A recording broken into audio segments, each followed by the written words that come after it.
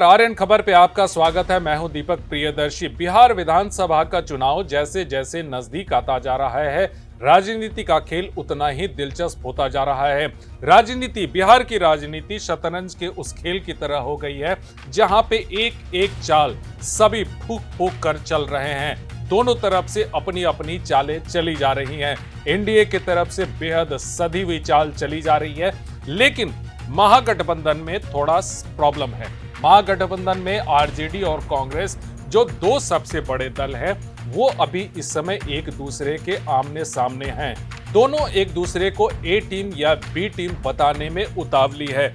ऐसे में कांग्रेस ने आरजेडी पर दबाव बनाना शुरू कर दिया है और उसने दो ऐसे खिलाड़ी को मैदान में उतारा है जो गेम चेंजर हो सकते हैं। एक है कन्हैया कुमार तो दूसरे हैं पप्पू यादव। अब इन दोनों को बिहार की राजनीति में, खास करके महागठबंधन की राजनीति में गेम चेंजर समझा जा रहा है। ऐसे में ये दोनों नेता तेजस्वी यादव, लालू प्रसाद यादव के लिए कितनी मुश्किलें खड़ी करेंगे, ये देखना होगा। इसी पर है हमारी ये रिपोर्ट। बिहार में आरजेडी और कांग्रेस का गठबंधन कई सालों से एक मजबूत सियासी ताकत रहा है, लेकिन इस गठबंधन में सब कुछ हमेशा ठीक नहीं रहा। सीटों को लेकर कांग्रेस को आरजेडी का छोटा भाई बनाकर रहना पड़ रहा है, लेकिन कांग्रेस ने साफ कर दिया है कि वो 2025 के विधानसभा चुनाव में कम सीटों पर समझौता नहीं करेगी। इस बार कांग्रेस के पास दो तुरुप के इक्के हैं, कन्हैया कुमार और पप्पू यादव। ये दोनों नेता बिहार में न सिर्फ जनाधार रखते हैं, बल्कि आरजेडी के कोर वोट बैंक में भी सेंध लगा सकते हैं। सबसे पहले बात करते हैं कन्हैया कुमार की। जेएनयू के पूर्व छात्र रहे कन्हैया कुमार अपनी बेबाक बयानबाजी और युवाओं को जोड़ने की कला के लिए जाने जाते हैं।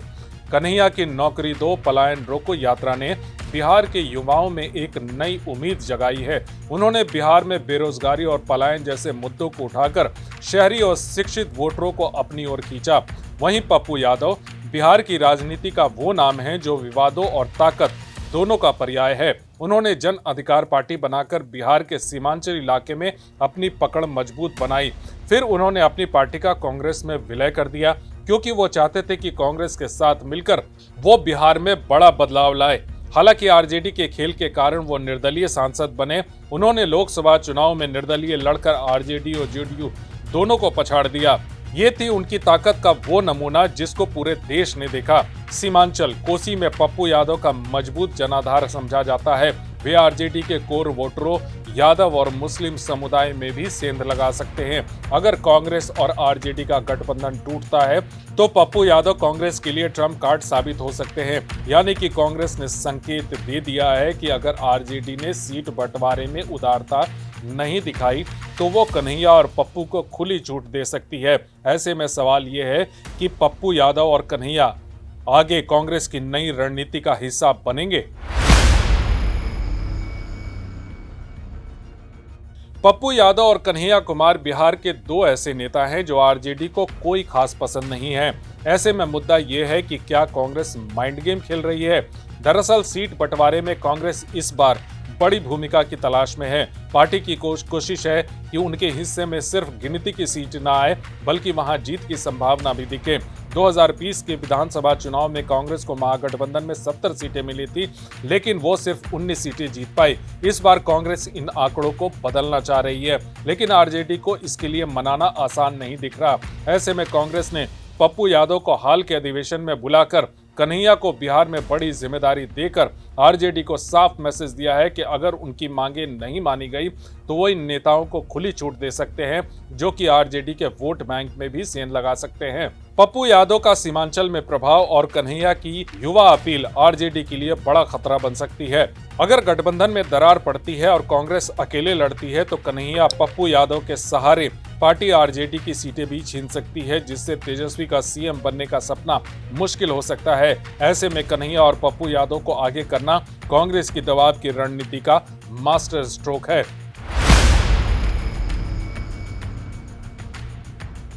अब बड़ा सवाल ये है कि 2025 के विधानसभा चुनाव में क्या होगा। यहाँ कई संभावनाएं हैं। पहली ये कि आरजेडी कांग्रेस की मांगे मान लेती है और ज्यादा सीटें देती है तो इससे गठबंधन मजबूत होगा, लेकिन आरजेडी को अपने वोटरों को समझाना होगा।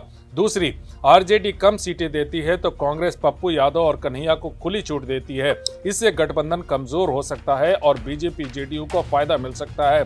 तीसरी, कांग्रेस और आरजेडी के बीच कोई एक रास्ता निकलता है तो दोनों के बीच तनाव बना रहता है। यहां कांग्रेस के सामने भी दो रास्ते हैं। पहला, वो आरजेडी के साथ गठबंधन बनाए रखे और पप्पू यादव को स्टैंड बाई पर रखे, इससे आरजेडी खुश रहेगा, लेकिन कांग्रेस की अपनी ताकत कमजोर हो सकती है।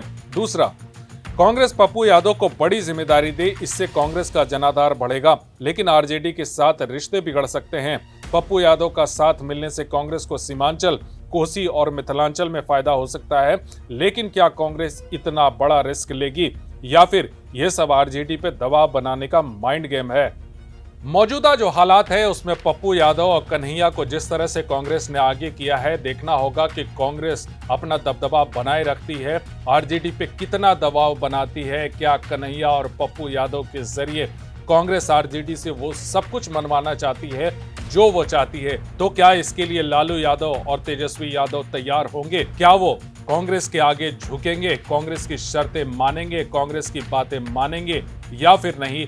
आने वाले दिनों में ये देखना बेहद दिलचस्प होगा। इस वीडियो को देखने के लिए धन्यवाद।